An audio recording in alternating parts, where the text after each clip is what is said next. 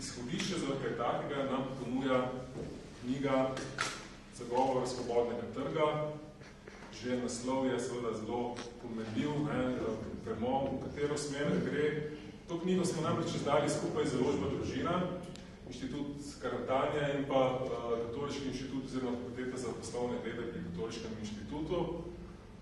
In v bistvu to publikacijo lahko označimo kot svojevrstno provokacijo na knjižnem trgu, če si smem to dovoliti.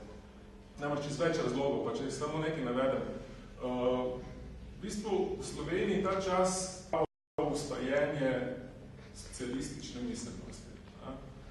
Ta knjiga pa prihaja iz Amerike, ki pri nas velja za leglo neoliberalističnega zla. To pomeni, kaj lahko ena taka ameriška knjiga sporoči slovenskemu bralcu. To je eno vprašanje. Druga provokacija bi šla lahko v to smer. Podnaslov knjige pravi moralni razlogi, ki podpirajo svobodno ekonomijo. Moralni razlogi.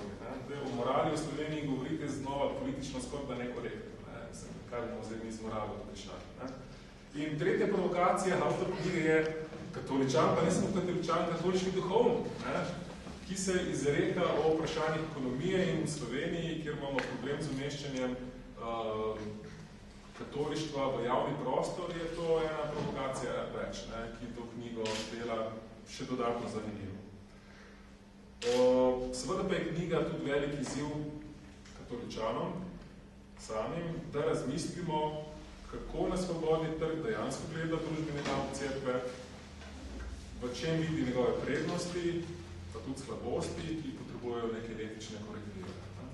In o teh dilemah nam bodo pomagali razmišljati ugledni gostje, ki so tukaj izbrani, škof dr. Anton Jamnik, ki je po profesiji, poleg tega, da je duhovnik teolog, tudi filozof in se je veliko ukvarjal s vprašanji liberalizma in tudi predaval o poslovni etiki.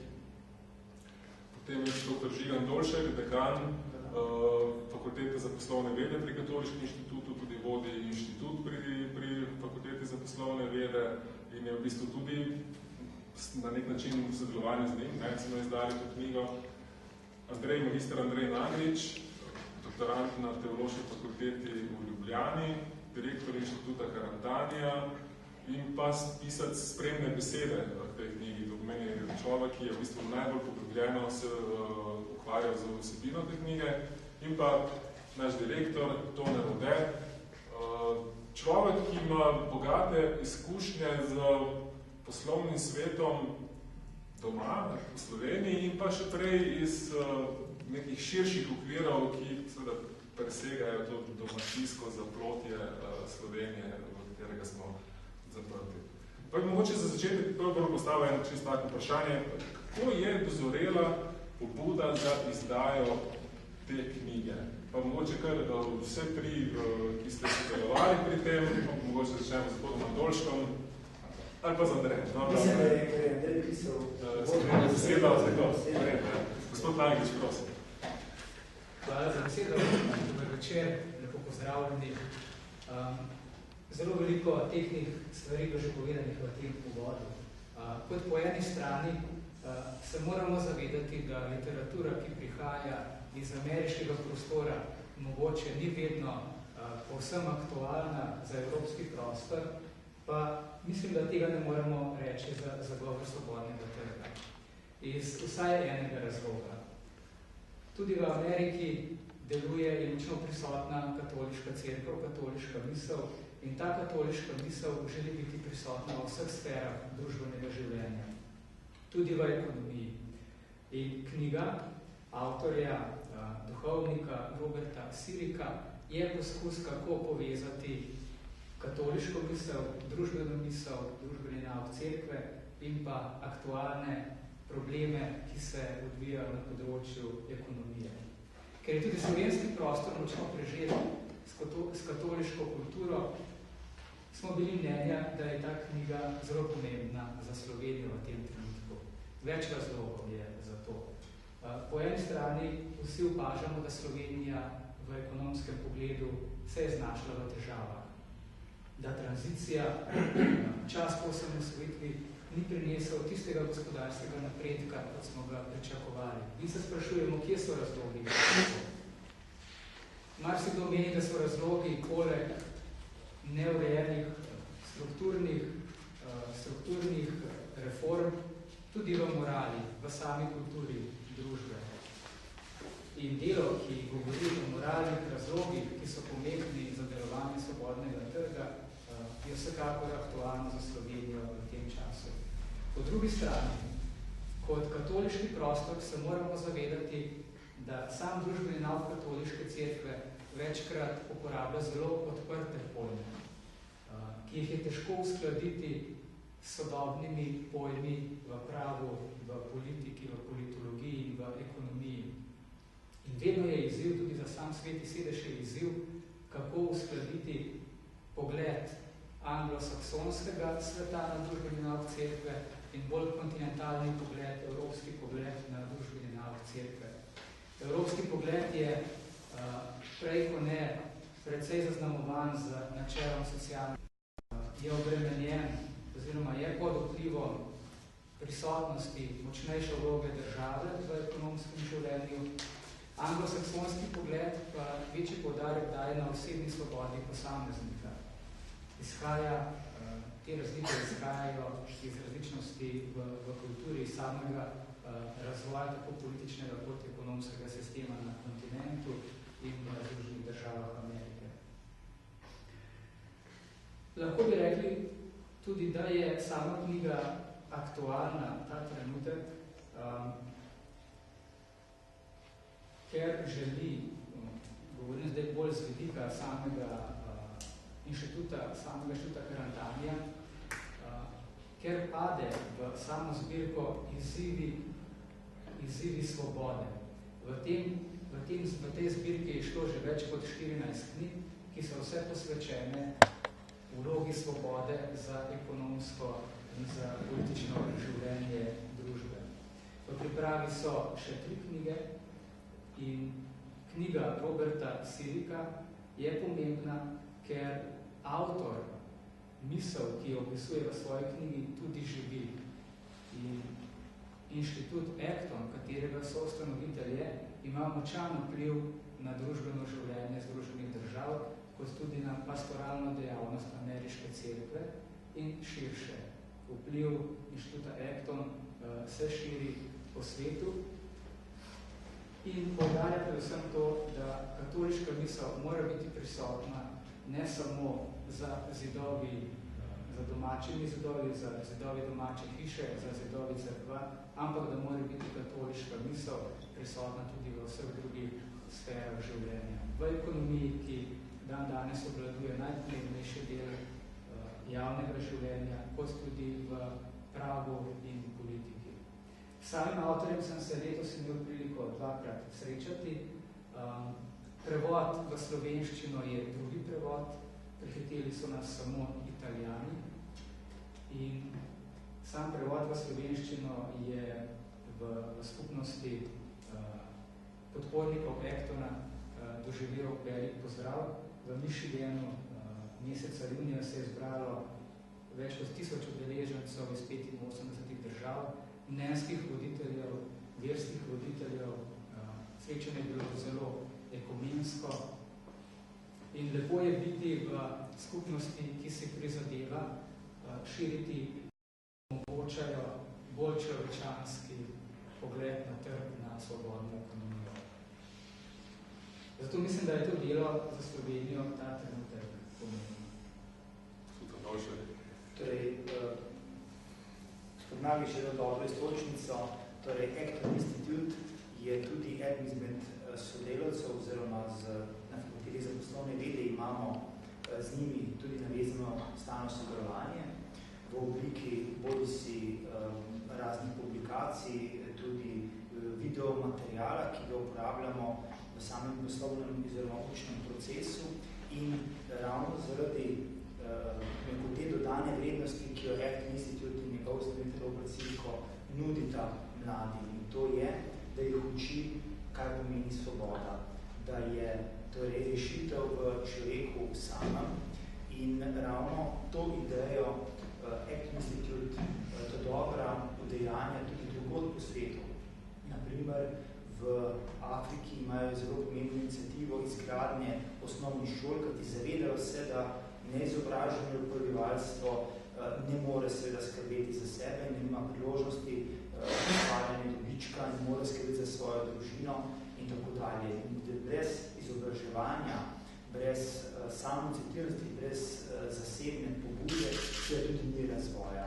In njegova znana krilatica je, da torej mednarodna pomoč, ki jo velikokrat zasledimo, predvsem, ko se bogate države vračajo k revnejšim, ustvarja vedno tisto revno prebivalstvo še revnejše. Zato, ker vsak posameznik je to, da se nauči loviti ribe, da se lahko sami nauči, ne pa da je odvisen se da pomoči drugih. In to idejo tudi v tem delu in tudi drugod nekako vpleta v ekonomijo v razvitem svetu, ker seveda smo tudi danes pomembno izpostavljeni pritiskom politike in pa seveda določenim ekonomskim usmeritvam, kjer je vedno bolj poudarjen ta redistribucija dohodkov bogatih, revni, legalizacija, vsi enako visoki davki in to zagotovo ni prava smer. In druga točka, ki je pomembna pri samem avtorju, je to, da je ta avtor izjemno briljiv. Torej, brez nekega poglobljenega ekonomskega znanja je knjiga razumljiva praktično vsakomor. Uporablja razumljiv jezik, dobro razloži na primeren način ključne ekonomske termine in pa seveda vse, kar je povezano s svobodo.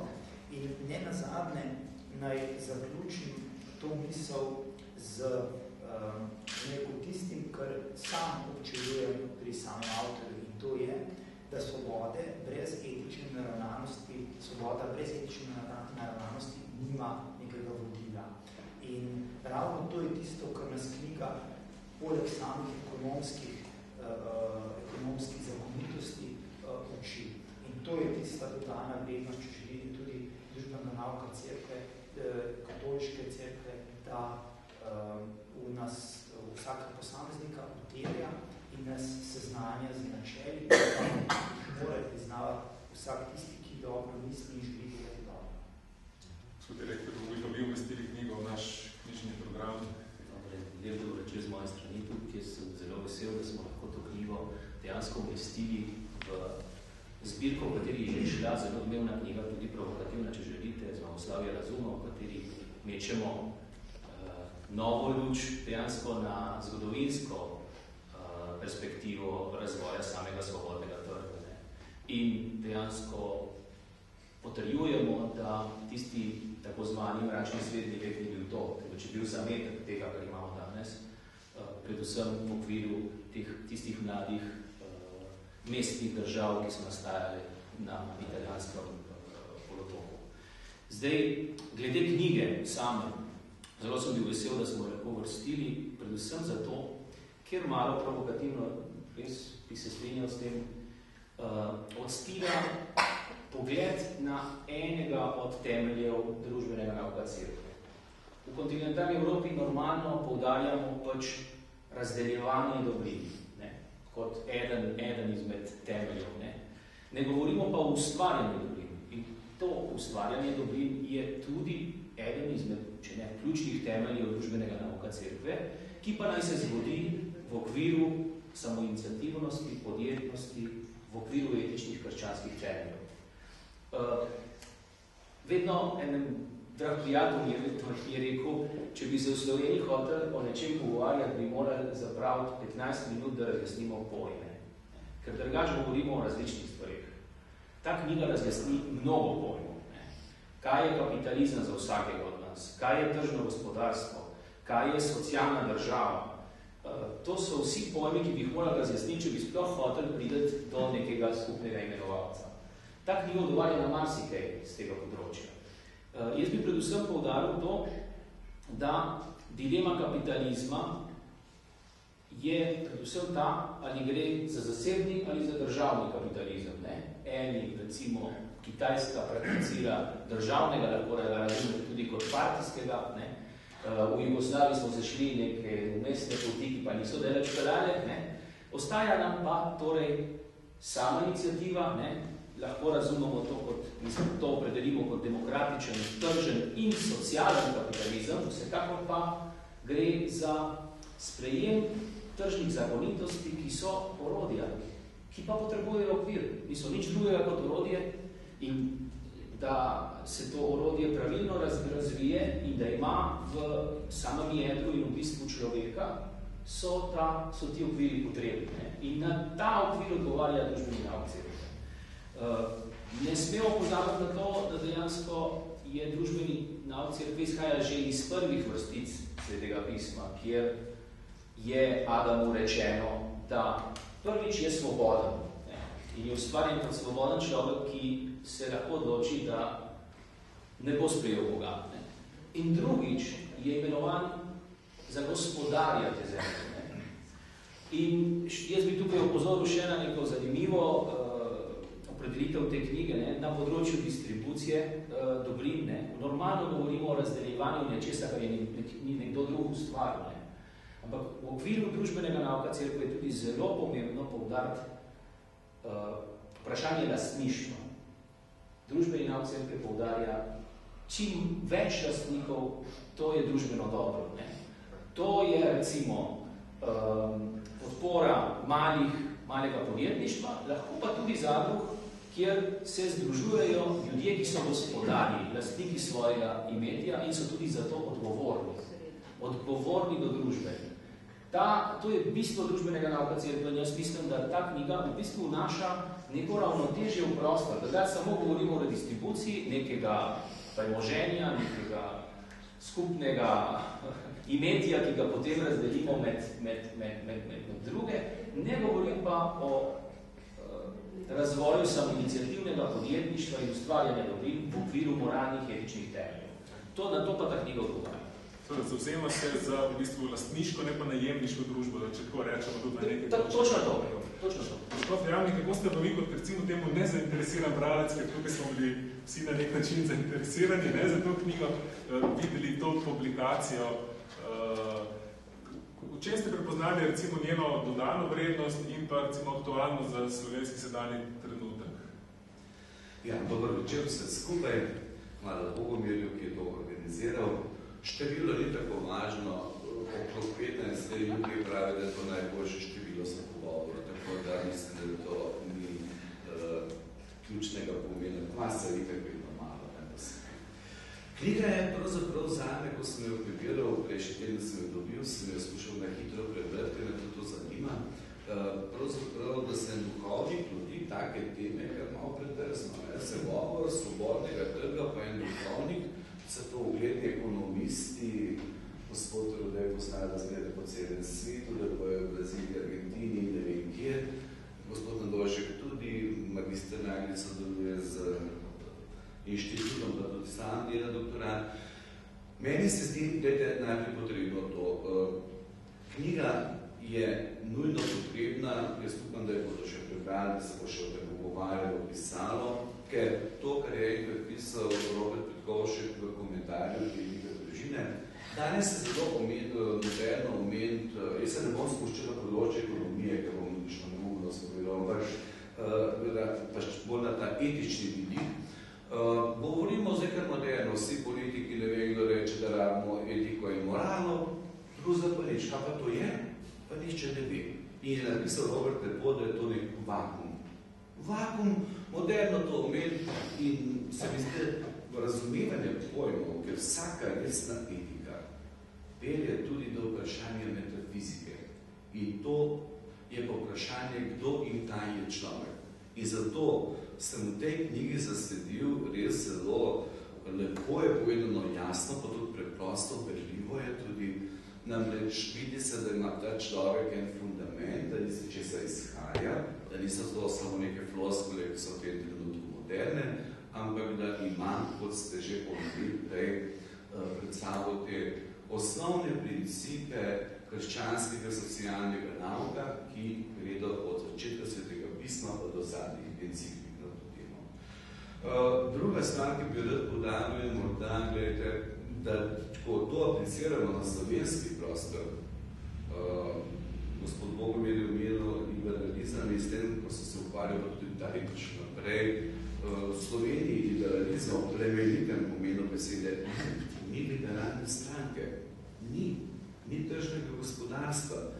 Glede, pred leti je imelo predavanje na Škofovih zavodih kardinal Skora, ki je zdaj v Milanu, v Benetkah, rekel, ste po ene dnevu izpoznali, rekel, to vaš pogled tukaj, prvi bo na ekonomijo, vzgojo, šolstvo, zdravstvo je etatistična država, je velika mati, mi imamo pa same pravice pa socialo. In zato profesor Šturom je enkrat predaval tudi, in sicer, ko ste imeli, mislim, da ste bili glavni govornik za svetega Stanislava, ste poleg pravic 7-8, mislim, omenili, da se zdaj govori o dolžnostih tudi. Če imam pravico do tega in tega, imam tudi dolžnost države. Če imam pravico do svobode govora, imam tudi dolžnost, da spoštujem to. Če imam pravico do imetja, potem imam tudi dolžnost. Če imam pravico do narave, ki gospoduje v narekovajih, imam tudi dolžnost, da to spoštujem. Skratka, to misel bomo mogli v Sloveniji preseči, zato se mi zdi taka literatura, taki večeri, pogovori, pa objave zelo pomembne. Korak za korakom se to spreminja. In mislim, da je to zelo pomembno. Ob tem pa mi je všeč, da je gospod direktor poudaril tudi azijski svet. Sam 3-4 leta veliko sodelujem z Inštitutom za poslovno etiko v Pekingu. Vodi ga je jezuit skupaj z eno ekipo Kitajcev.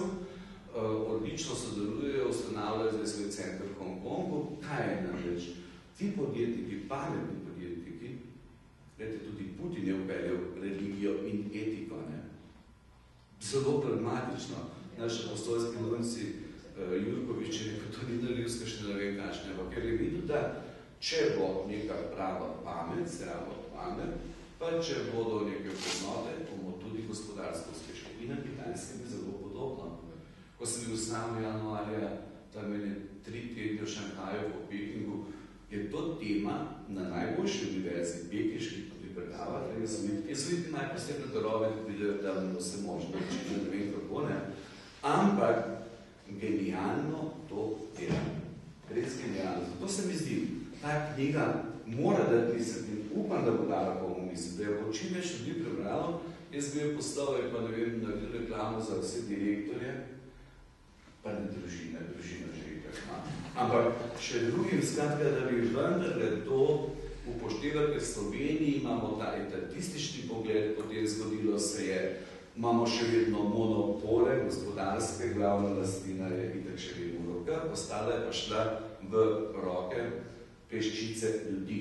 Peščice ljudi, zelo majhne peščice, ki obvladuje to, zato tržnega gospodarstva, upam, da se motil, ni. Vrednote pa, morda samo to bi omenil, gledajte, to, kar sem opazil, ker sem sam enkrat o tem tudi pisal, mi je tako všeč, da ta mož poudari temeljne principe socialnega nauka cerkve, to je človekovo dostojanstvo. Če človeka povozbo je konec.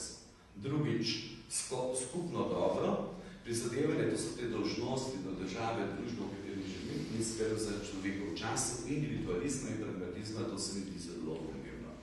Načelo poštenega in odgovornega upravljanja s dobrinami in lastnino, poštenost, da nekaj velja, ne pa da, kot je Ribenčev, če sem rekel, ja, to še ne pomeni, če smo v ljubu, morda bolj pa ne, pa se Ribenčev ne vredo drugače.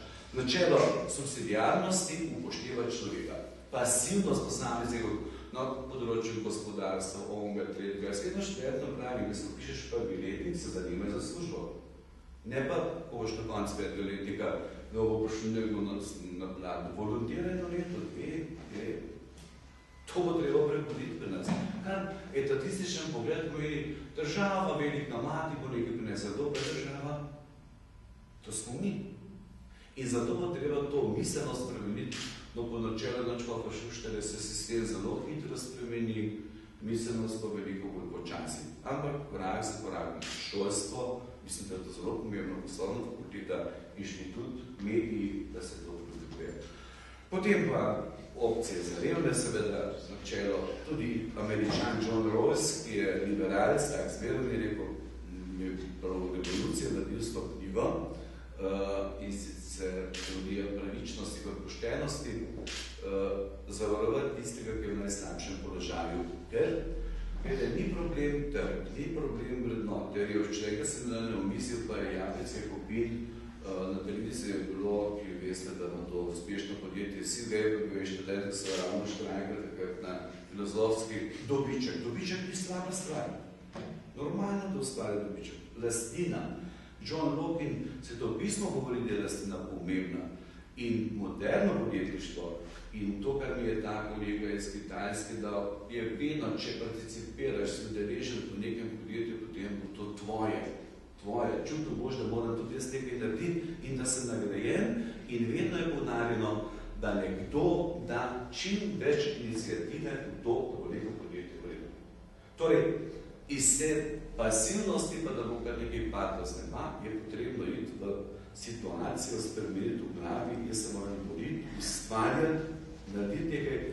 Seveda, država mora pa to nekako omogočiti, pa nas je pa ta situacija marsikaj težka, ker tisti, ki bi rad kaj naredil, pogledajte, ko govorimo, da ljudje bežijo, jaz sem zdaj, da se pogovarjal z dvema zdravnikoma, ki sta izjemno uspešna.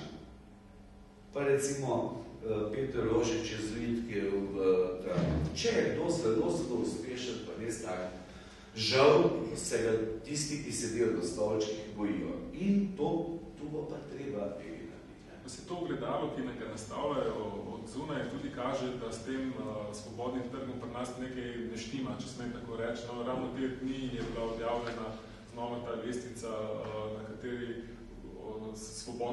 svobode ekonomije, ne, in na tej lestvici smo mi tam nekje, kako že na 97. mestu, če se jaz ne motim, na redu držav Evropske zveze med zadnjimi nekdanjimi socialističnimi državami. Kaj je v slovenskem prostoru tako problematičnega, da koncepta svobodnega trga nismo ponotranjili, da to rečem, ampak da v tej lestvici drsimo vedno nižje, pri tem se potolažimo, se to lestvico dela tako ali tako neki neoliberalni kanadski inštitut in teh upozoril nam sploh ni treba upoštevati, ker se nas ne tičejo, mi bomo šli svojo pot, pa ne vemo kam. Kako recimo gledate, mogoče zdaj ste vi ekonomisti, pa to pa tudi šlo v tone, na te mednarodne primerjave, kaj se Slovenija dogaja, da zaostajamo, štrlimo, odpadamo, ravno po merilih, ki jih ta knjiga predstavlja kot ključne za recimo ustvarjalno družbo prihodnosti. Ne? Ja, če smem, torej, seveda mednarodne primerjave seveda niso primerjave kako.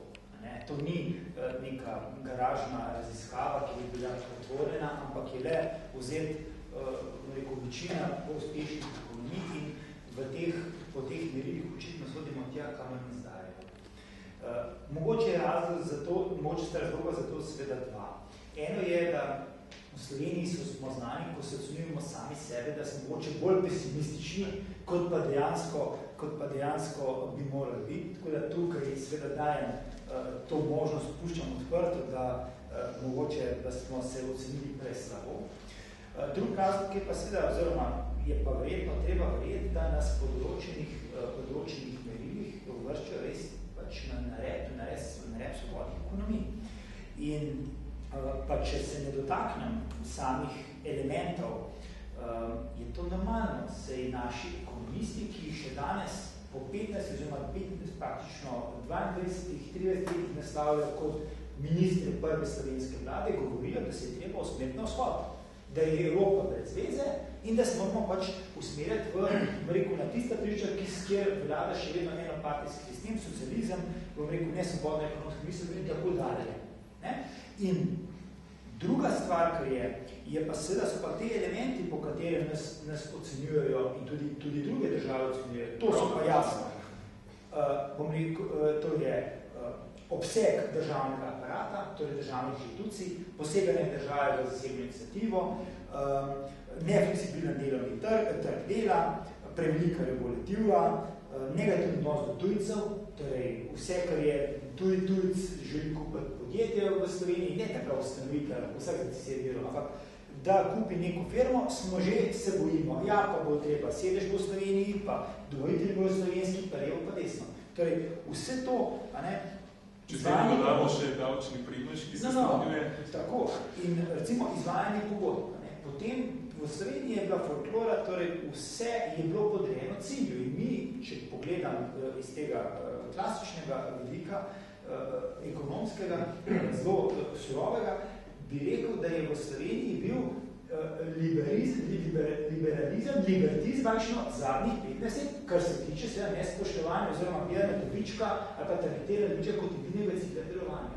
Pa seveda vemo, da to ni res.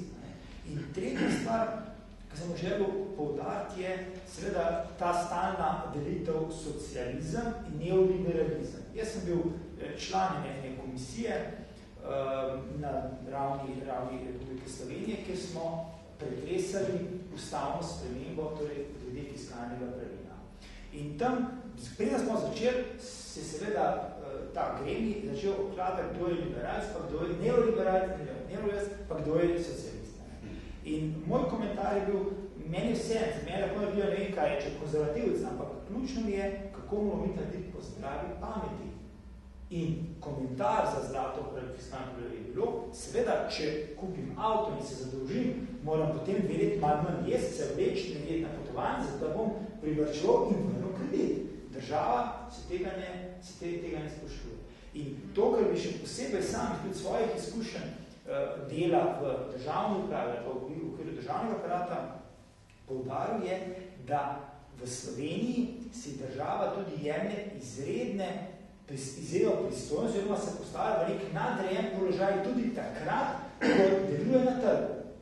Primer, kopica pogodb, ki jih imajo subjekti v državni lasti, sklenjeni za subjekti v zasebni lasti in so v odnosih povsem tržni, je pogodba z državne uprave ali pa z državnega subjekta taka, da postavlja torej državni subjekt v nek nadrejen položaj in seveda iz tega vidika to ni pravično, to ni svobodno. To je tudi tam, ker država pravzaprav čisto na trgu deluje, se kaže ta pomembna razkorak med zasebnim in javnim.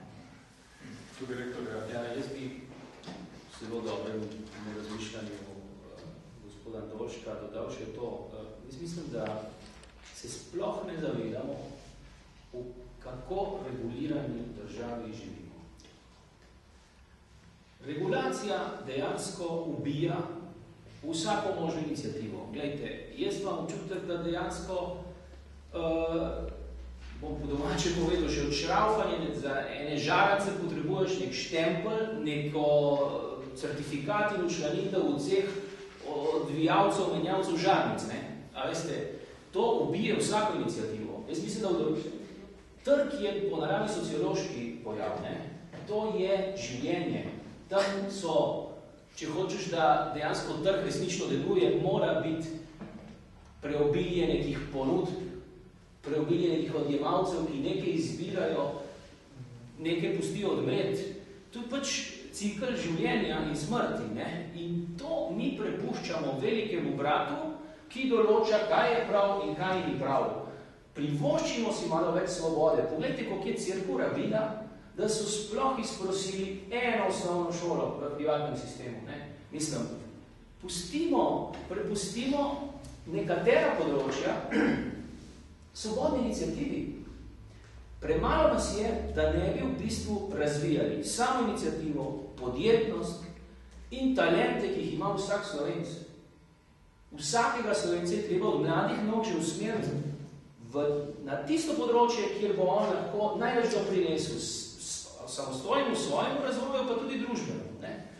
In jaz mislim, da se to nemalokrat prepušča neki krovni ideji skupnega dobrega, ki pa z nekim življenjem, tistim pristnim življenjem, ki se dogaja vsak dan, ko ustvarjamo nove izdelke, gremo vse dan v službo in se nam porodi kakšna ideja, napišemo kaj novega in se krešejo misli in pogledi na svet, ne dogaja, ker imamo okostenelo strukturo, katero bi bilo v določenem trenutku resnično treba malo razpustiti, takoj zatem pa državi naložiti vlogo da bi razvoj teh in zaščito teh samostojnih iniciativ, tega okvira v nekem pravnem in etičnem okviru imela za dolgoročni strateški cilj. To bi moralo biti neodvisno od tega, ali so socialisti, neoliberalci ali kdorkoli gor na vladi. O tem bi se morali okoli tega bi se morali vsest pa zmeniti in tisti minimum v bistvu sprejeti tudi za nadaljnji razvoj. Mislim, da je to ključ regulacija preveč. Ja, no, po eni strani se mi zdi, da ideja svobodnega trga, svobodne ekonomije v Sloveniji ima zelo malo zaveznikov. In vprašanje, koliko smo lahko optimistični za prihodnost. Po eni strani smo dediči preteklega totalitarnega sistema, ki je res podarjal vlogo države, ki je podarjal vlogo socialne države in z tega se težko izkopljamo. Po drugi strani, tudi moja izkušnja je takšna, in kar je Škof prej pomenil, marsikdo od katoličanov v svobodni ekonomiji, v kapitalizmu, ne vidi nobene vrednote. Vidi zelo pomembna, ker temelji na ideji, je na nek način Robert Sirico dedič ekonomske avstrijske šole, ki je vedno poudarjala, da ekonomija ni zgolj neka naravoslovna veda, da v ekonomiji niso samo pomembni ekonometrični modeli, ki lahko do potankosti zračunajo, kakšno bo vedenje človeka. To, skratka, je podcenjevanje človeka. Človek je veliko preveč kompleksen, da bi se ga dalo kar v neke scheme utesniti. In naša akademska sfera te literature nima. V času po drugi svetovni vojni te literature naše fakultete niso zbirale. Zato je vsak takšen prispevek velikega pomena, da tudi na področju stroke, na področju znanosti neko pluralnost začnemo zagotavljati v našem prostoru, da vplivamo na bodoče generacije, da začnejo razmišljati širše o ekonomiji, da o ekonomiji razmišljajo tudi filozofsko, da ne razmišljajo samo tehnično. In marsikatera knjiga iz zbirke Izzivi svobode, ki sem jo že prej omenjal, je ravno poskus, je prispevek k temu, da bi idejno razširili ekonomsko misel v Sloveniji. Rekli ste, da ideja svobodnega trga pri nas nima prav veliko zaveznikov. Gospod Škof, ali je cerkev lahko zaveznik ideje svobodnega trga? Pa bo še tako rekel, ali je pod novim papežem cerkev manj zaveznik ideje svobodnega trga, kot vemo, njegove izjave dosti krat porivajo že tja proti levici, kot da se odmika od nekih doslej uveljavljenih stališč, da v tej težnji narediti cerkev ubogo za uboge, odhaja tja bolj na levi rob, saj recimo medijsko ga tako skušajo prezentirati. Ali je cerkev zaveznik tukaj in ali se kaj mogoče pod novim papežem umika v neke druge sfere? Ja, vete, kot je bilo že rečeno, je bilo res tako predstavljeno od sogovornikov. Jasno, svetopismo je že osnova temu delu in zato pravim, da je lepo, da je napisal duhovnik, kar je pravzaprav drzno, ampak ima to podstan. Torej, imamo svetopisanske osnove, crkveno učiteljstvo, dokumenti, še posebej po Jeronovalu 1891 in naprej so ti dokumenti zelo udarili to. Sedanjega papeža jaz občudujem zaradi tega in razumemo ga lažje, če vemo od izhaja in kako je on živel in kam je doživel. To povedal gospod, da je veliko boljše povedati. Papež mislim, da v teh svojih nagovorih, v zadnjem intervjuju ali pa se oglaša na Sardini, recimo, ko je govoril tisti, ko se je okarki nimajo dela. Skratka, ustvarja izjemen čut za to človeka, ki je v težkem položaju zaradi divjega kapitalizma, ker tržno gospodarstvo lahko tudi zelo divje. Gre preko vseh meja. Lahko pravim, zato, ampak ni problem gospodarstvo, tržno, problem je človek. Stvari niso slabe, lastnina ni slaba, Drvila niso slabo probleme, naš odnos. Seneca je napisal, bogatstvo modri služi, neumnim pa gospoduje. In to mislim, da je, ampak to pravim, da bo gospod da je bolj natančno lahko predstavil tudi. Zato se mi zdi pamežno misel, veste, nekatere malo draži, dober, kakšna stvar s katerco, pa to je vredno, ampak to je treba za tako, drugače pa pamež dejansko to zares vzame, ne. Tudi način življenja, njegova liturgija, njegovi nagovori, njegova bližina človeku, se mi zdi ta bližina, ne, to je evangelsko. Jezus je videl človeka, najprej grešnega, najprej človeka v stiski. To je tako podarjeno. Od tistega, ki je bil toliko bolan, to nekega, videl ga je, ne. Torej, ta videl svetopisenskem pomeni, bil je z njim. Bil je z njim, pa nekaj konkretnega. Zdaj pa, če dovolite, bi pa še vseeno bil malo kritičen, veste, do kaj naprej, mi postavljamo diagnozo, ne? In tale mož krasno piše, veste, če gledamo slovenske razmere, v slovenskih razmerah je velik problem te pasivnosti in kristijani se potiskamo nek geto se pristisk in ker se imamo krasno vse ljubimo in ne vem kaj, ne?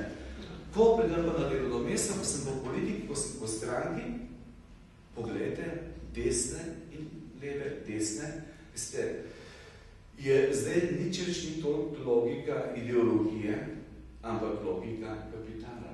Vietnamski kardinal Saigon ne bom nikoli pozabil, kakšen komunizem, marksizem, to jih briga, to itak še ne razume. Logika rdečega kapitala je tista, ki je vodilna. In to je pa tudi cerko na slovenskem, nekaj na aktualne razmere, tudi ki sem v zadnjih 15-20 letih, vemo, da govorimo o Maribor, bila ta logika premočna. Oziroma je šla preko vseh meja. No in zato se mi zdi, da moramo kristjani, to je dokumenti zadanje papež podarja, ko je govoril na njem, vaših šolah, delovnih mestnih okoljih, družinah, tam, kjer boste vodite to. Ne samo Rio de Janeiro, tam je lušno, tam je fino kristjan. Ko pa prideš v neko banko, to, šolo, ne vem, kjerkoli si, tam pa je treba biti. In to mislim, da moramo enkrat preseči in pri Slovencih je splošni, da sam delujem veliko na teh področju šolstva tudi.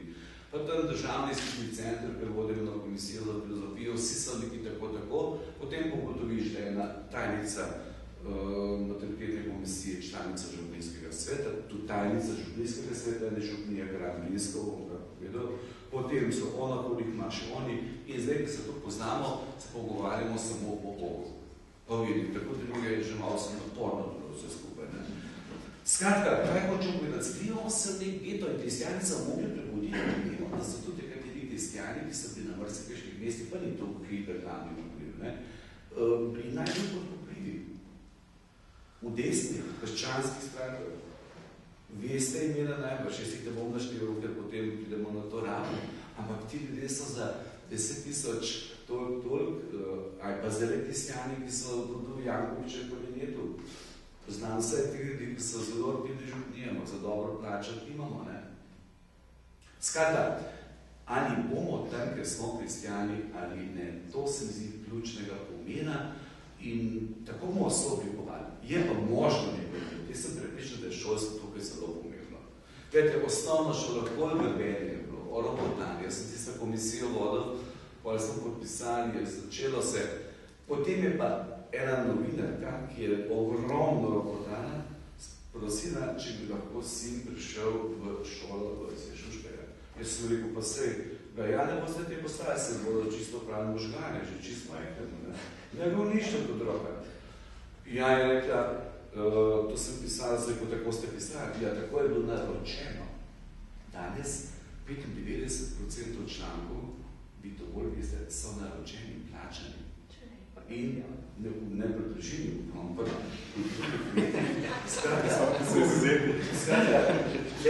ljudje v bistvu mislijo drugače potem, ne? Pa so in cenijo, to spoštujejo.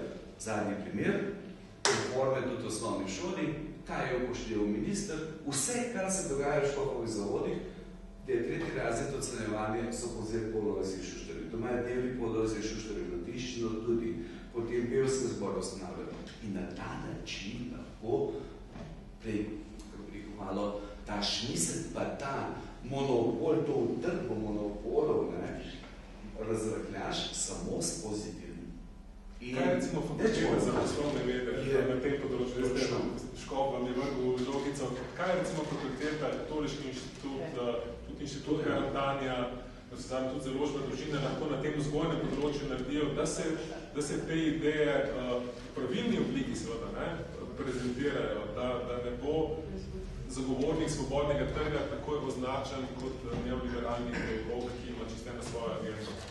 Najprej treba seveda poudariti ta termin free market economics, oziroma svobodno gospodarstvo, tržno gospodarstvo. Jaz mislim, da je več ali manj vsi Slovenci so za tržno gospodarstvo, ampak se ne da parcialne, male, imeli dobre avtomobile, vse mi rad tuje, brende, znamke, levo, desno, ampak seveda, ko pa smo na sociali, ko smo v šolstvo, takrat bi pa kar naenkrat mora ta država posloviti. Ta država tista, ki najbolj ve, kaj treba učiti otroke v šoli, najbolj ve, kako postaviti, kje je kakšen dobiček na nas, pa že ne bojo dobička kupovali, a ne, če povemo, da je dobiček ključen gonilec razvoja in vsak mu je jasno, če ne zasluži, ne more investirati. Če delamo zgubo, lahko delamo čas, pa kako pojemo sami sebe, oziroma vs kapital, pač tega naprej seveda ni. Tako da, kar se tega tiče, jaz poudarjam, da niti pri zdravstvu, niti pri šolstvu, pri vzgoji, ljudje ne smejo pričakovati, da so jim vse pravice na voljo. Ker to je velika, zdaj pa socialna država, zdaj pa vse, kar se zmisliš, mora biti na voljo. Ne, na voljo mora biti tista osnova, tist, kar je za samo eksistenco človeka, za preživetje, ne minimumu, ampak dejansko tiste pravice, ki so pač nujne in ki pomenijo res, da so univerzalne in vsem na voljo, in to je prav, da imamo določen standard, se mi pa zdi, da imamo ponekod ta socialni standard v Sloveniji, kako samo previsok. In druga stvar je, da država pri teh storitvah ne sme biti edina. Mora biti konkurenca. In jaz ne zastopam pobudnikov, ki pravijo, da je treba osnovno šolo, zasebno osnovno šolo, recimo osnovno šolo Lojzeta Šuštarja, javno pozivajo zapreti. Ja, te ljudje ne želijo Sloveniji dobro. Ta šola ima 80% sredstev dobijo države, 20% mora zaslužiti sama, da se da financira. Na koncu produkt te šole je tist, ki zaključi 9 let razreda. Pa ne bom posegal, da ima več znanja, širše znanje, drugačno obdelavo. Ampak na koncu je nekdo, ki je zaključil osnovno šolo, produkt. In seveda država ga je dobila za koliko? Za 80% cene, ne za 100. In to je tisto, kar ljudem danes dejansko ni jasno. In to, kar fakulteta za poslovne vede želi, je, seveda, mi nismo libertarci, ampak poskušamo nekako poleg teh osnovnih zakonitosti v ekonomiji, prostega menjave, svobodne menjave, sodelovanja, miru, seveda dodati tudi te etične prvine oziroma načela. In tukaj sem prepričan, ker ste omenili, papež Frančišek definitivno ni socialist. On ne zagovarja socialistične ekonomske misli, ampak to, da mu je mar za revne, še ne pomeni, da govorijo o distribuciji dohodka, še ne pomeni, da verjame v vplivno in močno državo. In trdim, papež in to, kar oblikuje politiki, je seveda, ki nam pomaga, kateri igrajo 10 dožji zapovedi,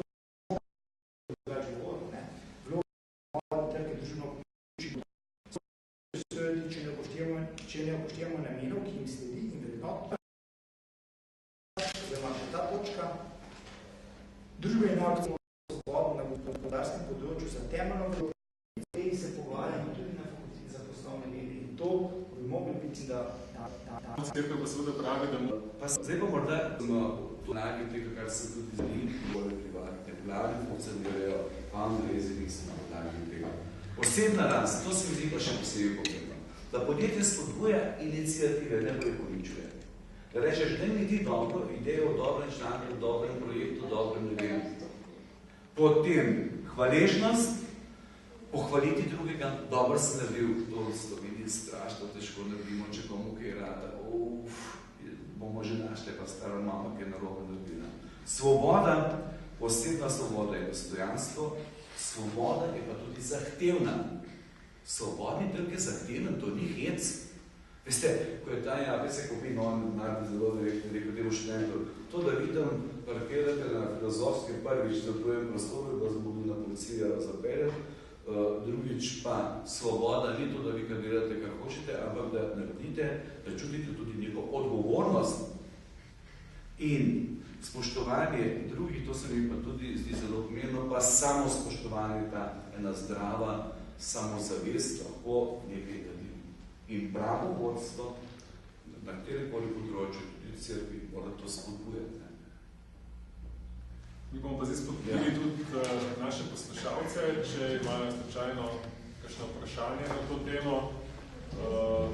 Jaz bi sam pripomnila, zakaj je tako težko prodeti v šolskem sistemu.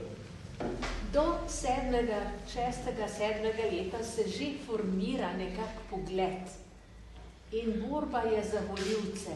Samo v tem je umetnost. Ker bolj, ko bodo ljudje osveščeni, bolj, ko se bodo zavedali, bolj, ko bodo znali misliti lastno glavo, bolj bodo sposobni izbirati prave ljudi. Tako in pa do 6. 7. leta se že operajo možgani. Čeprav je mogoče to nezaznavno, ampak je tako. Glede, morda samo eno besedo, ker to šolstvo, to področje, s katerim se dobro leta že ukvarjam, ogromno imamo privatnih vrtcev tudi. In zakaj je to dobro? Vse so tudi državni, veste, krivični bi bili rekli, so pa državne šole, pa vse šole, pa vrtci stali. Ni res. Mrzke je zelo kvalitetno, recimo gimnazija Ljubljana Viče zelo kvalitetna. Primer samo zdaj. Jasno, kot ste rekli, celotna moja teza je vedno, da celotna vertikala od drugega leta starosti do doktorata. Če nimamo tega pokrito kot inicijativo na katoliški cerkvi, potem Tajvan ima 3 univerze katoliške, pa ne vem, v katoliških šol. Ampak moramo, to je pa kristjanova odgovornost, mi moramo in to. Bi bila še kakšna šola, pa vemo, zakaj ni. Pa sem rekel nekomu v Celju, recimo, ko to obrtno tradicijo, pa Salvijanci, upam, da bodo zdaj šli naprej, da tam gredo naprej. Ja, najlažje pa je, veste, neke ideje, ne vem, pa kakšnih redovnikih, ne bom omenil, zdaj ime ne smem, bi pa kar se šimal to popolnoma od tržnicama, od salatema, od tega, da bi postanov nekaj, pa bil odgovoren, ker to je tudi tveganje, to ni hec. Kot je rekel gospod Mendošek, šola je plačena 80% investicija je stvar ustanovitelja. Teh 80% dejansko niti ni 80, ker so še dodatne stvari. Ampak gre. Je šlo pa včasih. No, ampak cerkvi se te pobude vedno očitajo kot grajenje usporednih struktur, ki... Hvala moči se očitajo, to pomeni, da smo na pravi poti. No, tukaj smo mislim vzeli na področju te enakosti, ki je v naši družbi tako da tudi zahtevamo. Že gospod Andolšek je o tem egalitarizmu, ki je vlada v slovenski družbi ga omenjal. Mislim, kako v luči svobodnega trga videti uresničitev zahteve, da pa vendarle to razslojevanje ljudi ne bi bilo preveliko, ker očitno slovenskem čutu je to že tako blizu, da te razlike ne bi bile prevelike, ker ti potem razpade družbeno vezivo in podobno. Pač teh teorij imamo veliko. Pomeni, kako svobodni trg zastaviti, da vendarle razlike ne bodo prevelike, ali so te razlike pač nujne v takem sistemu? Če se samo ozrem v polpreteklo zgodovino, jaz trdim, da torej, tudi takrat, ko bi enakost morala biti, enakosti ni bilo, so bile posamezne skupine, ki so bili privilegirane, ki so imeli informacije več kot drugi, ki so se lahko privoščile marsikaj. Pa ni treba, da gledam bivšo Jugoslavijo, gledam Romunijo, Bolgarijo in tako dalje. Vsi te despoti, tirani so dejansko imeli posebne pravice, žene so hodile, če želite, zelo posvetna zadeva, v Pariz komplet obleke, pa niso znale drugega, samo svoj jezik govoriti. Skratka, enostavno, pri nas se nekako zavija v to enakost, še vedno enakost za druge, za mene, pa ne pa nekaj posebno. Če sem seveda sploh, če imam veze, pa če sem imam podporo, pa banke, pa ne vem kaj vse. In ta enakost, ljudje smo enaki v teh osnovnih pravicah, da smo ustvarjeni po, bom rekel, v tistem našem bistvu dobri, najlepši, najboljši in moramo biti vsi enake možnosti razvoja napredka, na koncu, koliko doseže drugi teh, vsakega posameznika. In država, da si jemlje pravico in reče, zdaj bomo nekomu in dejali, kaj pa je država? V socializmu česa ni moralnosti in ni informacij. Informacija je trg. Kako ve država, kater raziskovalni inštitut more financirati, ker pa je ta že dela dobre raziskave. Je kaj pa, če hoče trg, če bi samo jasna pobuda preko donatorstva, nekoga tudi nagrajevala, ki mogoče dela pa boljše stvari, kot zimo ta knjiga. To je dodatna konkurenca. Tukaj odpiramo slovenski prostor in država ocenjuje, da pač ta knjiga očitno ni koristna in ga ne bo sofinancirala. Zakaj pa? In tu imamo v Sloveniji velik problem. In tudi če ljudje spet nazaj papež govori o dobrodelnosti, ko govori o papežu, o pomoči, o ljubezni, ne govori o tem, da je treba imeti socialističen ekonomski sistem. Ja, jaz bi tukaj, egalitarizem je nekako na nek način povezan že eno izmed rakran naše narodne podobe. Jaz bom rekel nekako spolšivo. Raj smo vsi enaki, pa revni, pa mislim, kakor pa da bi privoščili nekomu, da bi resnično bil uspešen in s tem uspehom potegnil še druge za seboj. Zakaj se bojimo biti uspešni? Zakaj seveda zagotovimo in zaščitimo najnižji sloj ljudi, ki so morda v nevarnosti, da imajo dostop do tistih osnovnih zdravstvenih in drugih izobraževalnih. A smem povedati, zakaj se bojijo? Ker ima večina ljudi slabo samopodobo in se ob neuspehu drugih tolaži. Se bi lahko kar strinjal, ja. Zdaj, mislim pa, da moramo ustvariti neko družbo, kjer bo iz istih izhodišč, iz enakih izhodišč enakopravna možnost, da razvije vsak svoje talente in ti talenti lahko nekoga pripeljajo relativno enega višje, drugega nižje, ampak jaz mislim, da, gledajte, standard, gledajte, bruto dodana vrednost na bruto domači proizvod na prebivalca v Sloveniji, jaz sem prepričan, da mi lahko smo Bavarska, če si to namenimo in dovolimo.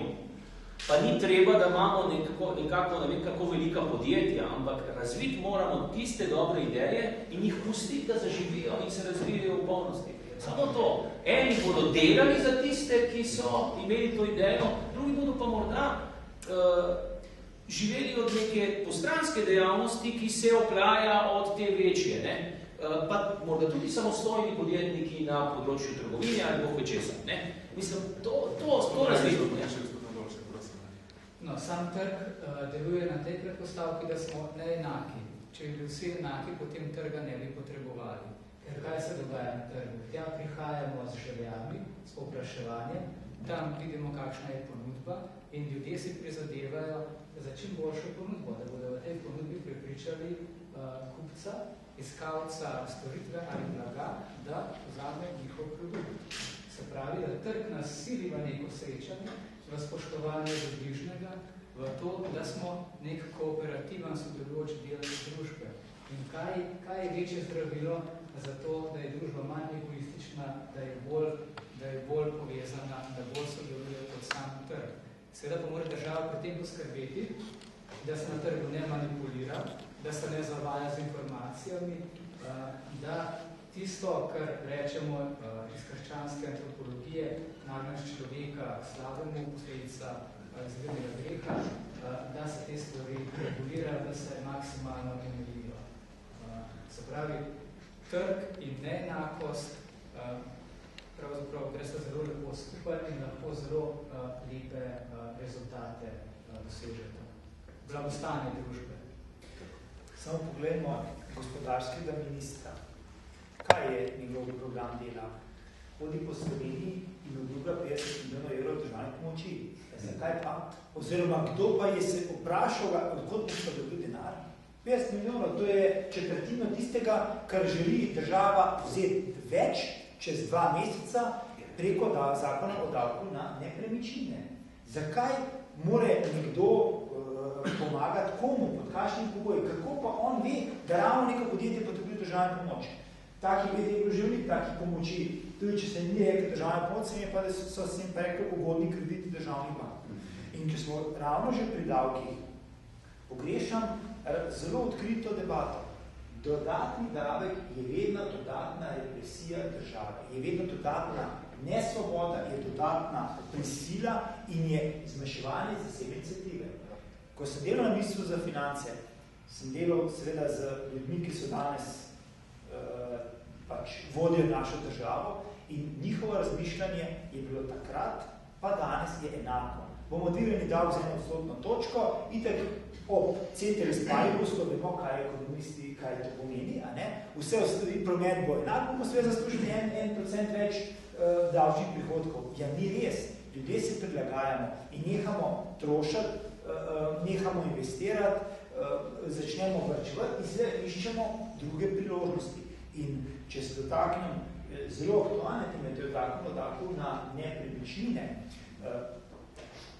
vprašanje, ali bodo inštitucije, pa če rekel, namenoma socialne države obdavčene, to je neka sporočilnost. To pomeni, to je tudi na tem področju država želi uveljaviti svoj monopol in svojo kontrolo.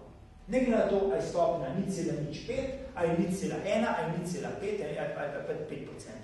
Skratka, to je korak, da torej država reče, ne, vi, ki ste bili zdaj, katerih poslanstvo je bilo učenje načel, skrb za male otroke, skrb za socialno ogrožene, za zdravstvo, vi ne delate dobro, to jaz delam bolje, ker sem tam politik, namenovan za 4 leta in seveda imam to možno, to odločam. In tukaj se je treba seveda zelo jasno upreti, ker če bomo enkrat prestopili to ovira, je predlog komentar v enem krogu, torej je potem takoj lahko 0,5, 0,10 oziroma 1% tako dalje. Nažalost, imamo tudi premalo prodornih politikov na desni strani. To je ena. Gledajte, se to se tudi omenil. Prodorni politiki, mogoče 1-2. To je dejansko res pasivnost kristijanov na tem področju, pasivnost, vključice pa nekaj narediti, ne pa sem doma, ne vem, žalost biti pa šivna, pa ne vem, kje je v kakšnem šanku. Drugič, kaj se mi zdi pri desni politiki, je pa res, ste spremljamo od leta 90, ko sem bil tajnik, pa ko so prihajali na čkofo eni in drugi in tretji in kaj so počeli, da ne rečem, prvič bil nivo politične kulture, tudi na desni strani, če je zelo nizek. Drugič, desnica je več manj skregana med sabo, desni del. Tretjič, mnogi so se hitro prodali in hitro menjajo stolčke. Poglejte, zdaj, recimo, ko je dobil ten primer, recimo Košorok, nekaj dobil stolček, ko je Janšo vlado, zdaj ga več ne rabi, je šel v drugo stranko. Pa ne bi se del za reklamo za koga dela. Se hoče povedati to, da strašno hitro kapital uveče. Ampak tudi to je svoboda. To je svoboda, to je njegova pravica. Ampak kljub vsemu tisto, ker pa mislim, da vsi, ki se zavedamo, je pa seveda človekova notrnost. Kaj nese s seboj? Za mene, mislim, če se malo poslušam biti mladostan, pa ne gre kamorkoli, zares, levo, desno, RDS, SD, karkoli že, samo če boš na tistem mestu oblikoval in delal po vesti, ta vest bo usmerjena in utirjena po pravi smer, to je pa enakost, poštenje, pravičnost, smernost, ljubezenst in tako dalje, potem seveda tudi ni problema, ampak očitno se tudi za zamenjavo stranke tudi to zamenja. Žiga, rekli si, ja, se strinjam, da sem gledal reklamo. Če dovolite to, popolnoma se strinjam, hvala da se to dopolnil. Sploh mi reč narobe, da ga samo hoče pa povedati to, da je določena populacija, ki lahko sledimo 20 let, ki so se prilagodili na vse možne stvari, osebne identitete, pa nekaj vizije, dostojanstva, pa nekih načel, pa niso imeli, jih nimajo in se sproti zelo pragmatično, individualistično odločajo, kaj jim bolj paše. In zato je etika. Ja. Jaz bi rada samo povedala, da to ni nič novega, da je o tem že Goethe zelo lepo povedal, ko je bil minister, je rekel, nekateri ljudje se v politiki obnašajo kot bolniki na bolniški posteli. Obračajo se z boka na bok, misleč, da bodo tako bolj udobno ležali. Tako. No, to je to. Zadnji tega prerazporejanja, pa ta teorija ničelne vsote, ki jo vsi dostikrat kritizira. Pri nas v Sloveniji dostikrat ravnamo, kot da je skleda dobrin takšna, kot je, in zdaj jo moramo samo prerazporejati in to je to. Če nekomu nekaj več damo, smo gotovo nekomu nekaj več vzeli. Ne računamo pa, kako to pravi, na tisto spremenljivko v enačbo, to je pa človekova ustvarjalnost. Mi bi morali to enačbo vložiti v spremenljivko ustvarjalnosti več truda, vsi po vrsti najbrž, od politike, vzgoje, cerkve, založniške dejavnosti in podobno, da spodbudimo ustvarjalnost posameznika, ki bo dodal sebi in drugim nekaj več in porinil družbo najbrž naprej. Ali se mogoče motim, ali vendar je bil v tej smeri morali iskati rešitve? Ja. Samo pritrdim lahko. Dobro ste zelo sintetizirali. Moja izkušnja, katero dejavnost podpira socializem, gospodarsko dejavnost, katero igraništvo. Igraništvo je tipična zero-game sum dejavnost, torej kar vzam, vse so še druge stvari. Kombinacije z mamili, s prodajo mamili. To je druga, pa te družbeni efekti, ampak v osnovi je to, ko je bila pri nas razprava v preteklosti, kaj na tem smenju narediti, enostavno je seveda tisti, ki sledi ustvarjanju in ustvarjanosti, se ne more podpreti te dejavnosti. Pa ne je to, da ima druge družbene efekte, ki so vse še zelo pomembno negativni.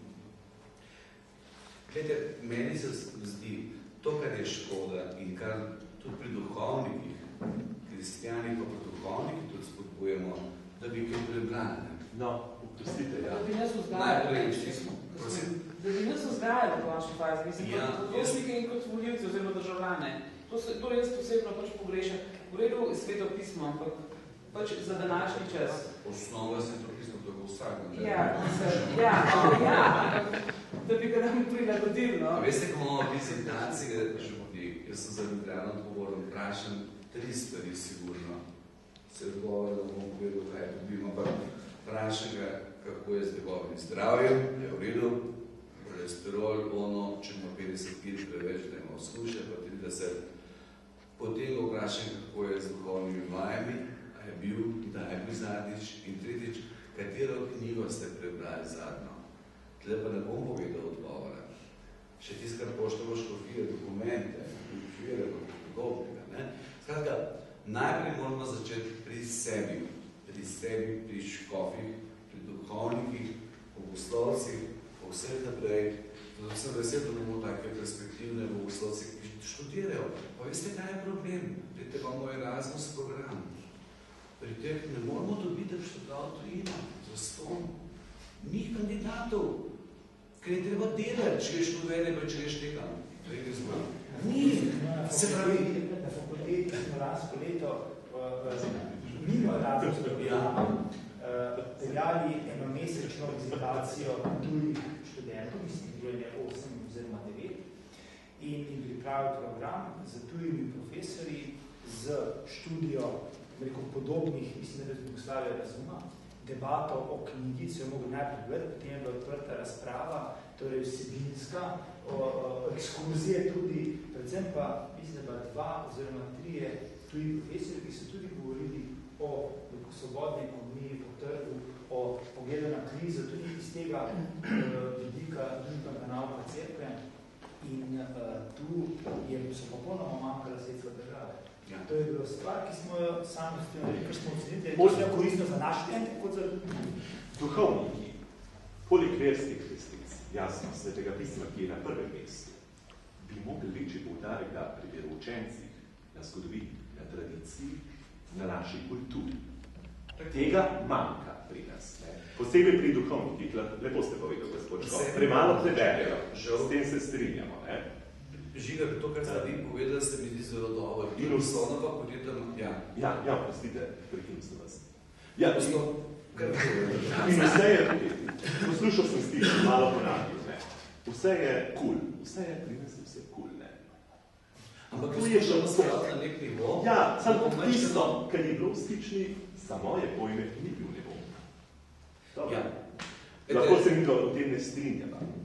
Ne, se strinjava, stično nas gre postati cigomivu po mojem. Vse je malo cigomivu, ja, vse je feel good, ne. Ampak ne, to bi komentiral, ampak se zboljšuje, ne bomo, da se ne zboljšuje. Ampak to, kar je gospod Andošek povedal, pri poslovni fakulteti inštitutu je vse te mednarodno povezave, pa to, da prihajajo profesori, pa to, da so ti večeri tradicija, izjemno pomembno, ker mi brez širšega pogleda ne moremo. To moramo imeti. Pri duhovnikih, pa pri kristijanih, veste, vidim tudi na terenu, ko so župnijski sveti, pa to 40 delev in 40 večerov po 4 ure, ko se pogovarjamo, tako da skušamo potegati. Ogromno potencijalno. Samo spodbuditi ga treba pa pohvaliti, pa reči, dajte nekaj narediti. In meni so tudi všeč, recimo v teh razgledah, ko so tam malo politike, pa tudi če ne bo zarenjavo, pa ki jo prodajo. Pa da dobijo ljudje, morajo biti inicijativo. Se pravi, bi mednarodno te povezave, ko so hodila z gospodom Nagičem okrog, ponekod je bilo vedel s svojim ponuditev Sloveniji, da je to pozitivno, drugi so se pa strašno prestrašili. Glede, ko je bil zdaj zadnje predavanje iz tega kolega iz Pekinga, je bilo predavanje na fakulteti, pa tudi na akademiji. Čudežno je rekel, da jih je toliko prišlo. In jim je dal misliti. Veste, ena taka svežina je bila v tisti matrici te naše akademije, ki vemo še kakšna približno polovica, izjave ne more spisati. Razšir pogled inicijativo, spodbujati ustvarjalnost. Danes je šolski sistem, je absolutno naravnana popolno pasivnost. Dremljen, odgovorim, potem pa... Vedno počitam zgodovino, imam pred očmi svojega danega sorodnika, monsenjorja Toma Zupana, ki je bil vodja izgledišča in vedno je pri svojih dijakih učencih dajal poudarek, poleg jasno teologije, zgodovino, literaturo in iz tega so prišli izobraženi duhovni, ki so bili pred. Prosim, če so koliko se študira. Bojim se, da prvi predsednik Slovenije bolje pozna Sveto pismo, kakor pa marsikateri kristjan, mogoče celo duhovnik. Bojim se, da celo bolj študirajo kot pa mino. Sveto pismo, zakaj je bil katekizem katoliške cerkve izdan? Ravno zaradi tega, da ni dilem, kako se interpretira Sveto pismo in kaj je nauk cerkve. Prej smo se dolgo časa pogovarjali o tem, ali je papež socialist ali ni in tako naprej. Se mi zdi, da zgled človeka, ki je kristjan, izredno svoboden in mu je obenem zelo blizu človek, je Pedro Opeka. Če bi se tam država Madagaskar, ki ne deluje ne vem kako dobro, ampak nekako socialistično ga zatrla, ako ima svoje danes ne bi bilo. In tukaj se mi zdi dober zgled tega svobodnega trga. Da ni ustvarjalnosti, se mi zdi, da Ken Robinson zelo dobro govori, če ga tipkate na Google TED, Ken Robinson, mislim, da boste dobili predvsej o tem, kako izgleda šolski sistem kot fabrika, ki od začetka do konca deluje po enem kupitu. In se mi zdi, da predvsej dober nekako te naše koncepte poruši oziroma jih prevetri. Ne rečem, da je vse sredlo, ampak treba je stvari tudi malo prevetriti. Zakaj pa se danes še vedno bojimo o svobodnega trga in teh zadev? Se mi zdi zelo preprosto, ker damo proti primere. Recimo fruktal in nektar. Da se danes na fruktalu kilo breskov kupuje za 16 centov, to je norčevanje iz kmetov. Zelo preprosto. To je norčevanje iz kmetov. Ker 16 centov ni sploh ni rentabilno. Razdaš med ljudi in povzročiš pada cenam, te itak ne zanima, ker še živi tak minusom. To je en primer. Zakaj ne možemo imeti svobodni trg? Se nismo neumni, da bo šel tako naprej, razmišljamo. Ne? Recimo, drugi primer svobodnega trga je ameriško zdravstvo. Ne? Zakaj najtežje primere operirajo slabi kirurgi? Zaradi tega, ker dobri nočejo izgubiti svojega dobrega imena. Ker se vse rentira, ker je vse trg, ker so vse točke, ker se vse točkuje. Se pravi, kako ljudem pokazati, da se kljub temu da živeti v svobodi. No, vi ste red dokaz razmišljali svoje glavo. Hvala Bogu. Ne, pa ne, tudi še eno vprašanje. Ne, pa tudi bi bilo vseeno, kolega rečemo, sogovornik predvsem, malenkost me je spodbudil k temu s konkretnim primerom, ki je rekel. Ne? Pa ne zato, ker bi bilo tako drugače to, kar se pogosto sliši, ampak po svoje, zato, ker smo nocoj ves čas govorili o svobodnem trgu, pravzaprav o tem, da se je treba seveda predpostavljati. In seveda svobodni podjetnik ravno pri teh brezkvah, konkretnih. Ja, zakaj bi pa moral kupiti tiste iz Vipavske doline? Zakaj? Če jih dobi 10 km naprej, prav tako dobre, tako rekoč pod istim soncem zraščene, na isti zemlji, samo ali mejo vmes, za tisto ceno, ki ti jo on pripravljen plačati. Svobodni trg je svobodna odločitev nekoga, da proda in nekoga, da kupi. Svobodni trg ni sam po sebi socialna ustanova. Mi pri nas, in to je, mi razumemo gospodarsko družbo kot neke vrste socialno delo. Ja, to svobodni trg tega sam po sebi nekaj ne predvideva, tudi ne prinaša. Je pa seveda odvisno od posameznika, svobodnega posameznika, ki se ukvarja z nekim poslom, kako bo ta posel peljal. Je pa konkurenca, ampak marsikdo reči plača več za domače, pustimo zdaj te brezke. Ja, tako. Čakajte, te brezke so čudovit primer in ravno to, kar ste že vi povedali, samo trenutek, je lastnik tega podjetja točno to naredil. Po višji ceni bo ponudil sok iz breskov in je rekel, računam na patriotizem slovenskih državljanov. Ja, fair enough bi rekli, točno to je svobodni trg. Če želi, lahko vsak kupi dražje, zato ker bi imel občutek dober, da je kupil slovensko.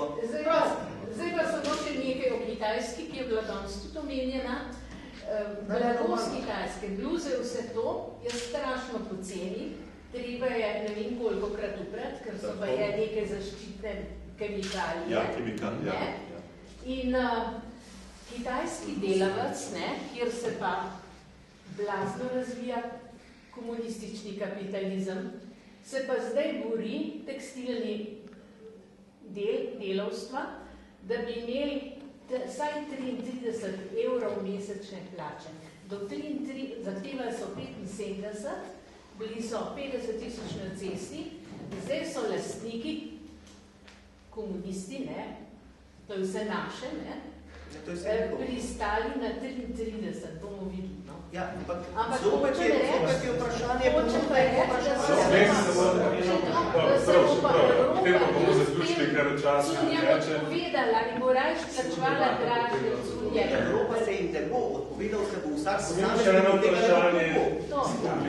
Jaz se upravičujem, sem se pa razvitih nekaj zadržal, spomenem Mašo. Ampak eno vprašanje, ker sem videl, nekaj se mi zdi. Pa mogoče sam to, jaz sem prvo podjetje naredil leta 90. Od leta 90 do danes se nisem uspel najdeti katoliškega združenja podjetnikov. Manjka mreža, posamezniki naredimo nič. Bom rekel, jaz je nisem najdel, jaz sem tudi po internetu iskal katoliško podjetništvo. Združenje katoliških poslovnežev Slovenije. Obstaja, ampak zdaj povedite mi, kaj v 2 letih bilo, jaz sem želel nekako srečanje. No, pridite v četrtek ob 7 zvečer sem. V redu, zvečer sem, Mislim, jaz sem imel ta problem, kaj ne rečem, mogoče... Jaz sem duhovni voditelj, duhovni asistent 3 leta pri poslovnežih. Žal moram z vami se stridati, jaz bi od poslovnežov veliko več pričakoval. To je katoliško združenje, ne, združenje katoliških poslovnežov. Ampak to je zdaj tak, oprostite, morda sem vam, boste narobe razumeli, pa ne tako, ne mislim tega, en majhen krog, ki pač nekaj dela, koliko oblikuje slovensko javnost, od njih, tudi na škofovske konference so se pogovarjali, bi veliko več pričakovali. Poleg dobrih večerjev. Ko sem prosil glede za podporo tudi šolstvu, pa sem bil na pomembnih pozicijah, bom žal kritično povedal, ker moramo biti odkriti, od tam, od katoliških poslovnežev ni prišlo nič. Mogoče bi samo... Pa jaz, če dovolite, ker je to direktno na poslovneže, ne? Ja. Bi pa jaz zdaj obrnil. Puščico preusmeril in bi rekel takole. V Nemčiji obstaja zelo močno združenje. Jaz sem njihovega predsednika Berkarda vprašal, kako to, da njihovo združenje je močno. Rekel, veste, to je pa zato. Leta 1948 se je sam kancler Adena Ink, kar je posebno zanimivo, Kelenski načkov, kardinal, posebno zauzeti za ustanovitev tega društva in od takrat imajo izredno podporo vseh škofov, kardinalov in tako naprej. Tega pri nas ni. Tako je za združenje krščanskih poslovnežev, a ne? Mislim, da krščan, nisem tako, že krščanski poslovneži so, in Nemčija je drugač močna, tudi CDU je ni katoliška stranka, je krščanska, tudi literanka, mislim, da je novo izvoljena predsednica Merklova. Tako da iz tega vidika, jaz mislim, da imajo vlogo v svabnem četrtek ob 11. je tukaj njihov član, gospod Papež, ki bo tudi govoril o svobodnem trgu z sodelavcem poslovne vede, o teoretskih izhodiščih in povezavi s prakso. Tako da prisotnost, pa tudi pa sodelovanje. Ja.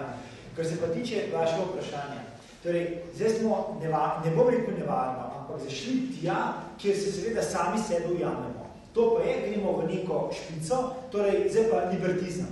Lepo vas prosim, kdo je danes rekel, da je prav, da se po 16 centov kupuje, oziroma kupuje ali prodaja tiste vreske, torej, drugi navk cerkve in pravično, politično govori tudi o primerni ceni. Primerni ceni, ki izhaja tudi iz ene dignitete oziroma ljubezni in pravičnosti do nasprotne stranke. V tem sem že zato posebej poudaril odnos državnih firm do zasebnih firm, kot so na trgu. Drugo je, ko govorimo o sodišču, pa zasebniku, recimo pa državljanu, ampak ko pa govorimo o, če hočete, zaradi mene o DARS-u, ki naroča storitve na trgu, mora biti pogodba poštena, da je uravnotežena v interesu obeh. Ne, da se nekdo postavi, jaz sem država, tako lepo pa neč drugače. In seveda zasebnik, ki je skromnejši, manjši, manj pomemben, manj vpliven, mora na to pristati. In tukaj bi samo to rekel, jaz se seveda z obema strinjam. Najboljša zdravila za 16 centov je, da vržeš v kanal ali pa razdeliš po osnovnih šolah za tako ceno in seveda prisiliš podjetje, da bo mogel ceno dvigati, ker ne bo imel ponudbe. To je ena stvar. Druga stvar je pa, seveda, zato pogovorimo danes o tej etiki, ki jo mora imeti tudi, da ti kupiš za primerno ceno, primerno blago.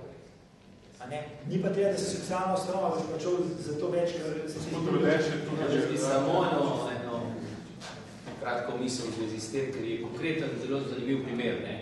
Zakaj se pa 10 pridelovalcev breskavne poveže, pa ustanovi svojo znamko, poreklo zaznamuje? Zakaj ne grejo v neko nišno pozicijo, kjer bi recimo izdelovali samo smudije, tiste, mister jogurte, mleko in breskve, za določen segment in potem konkretno s tako idejo prosijo za financiranje, konkretne možnosti, kako tako stvar realizirati. In ne bojo po 16 centov prodajali kile. Vem, da je to zelo enostavno reči, ampak veste, v senci fruktala se je rodil Leone, Poznate vsi to, mislim, najboljše slavolede, kar jih jaz do zdaj sem tle vkusil teh industrijskih, ne? Treba je vodil projekta, Prav, ampak je tudi sadje, ne, ki je dejansko prišlo noter in to je bil delavec dejansko znotraj Fruktarovega sistema, ki se je odločil, da bo šel svojo pot, ne. To je projekt, ki ga je treba, da ga eden začne, da ga rodi in to je delo. In delati se jim pa v glavnem marsikomu ne ljubi.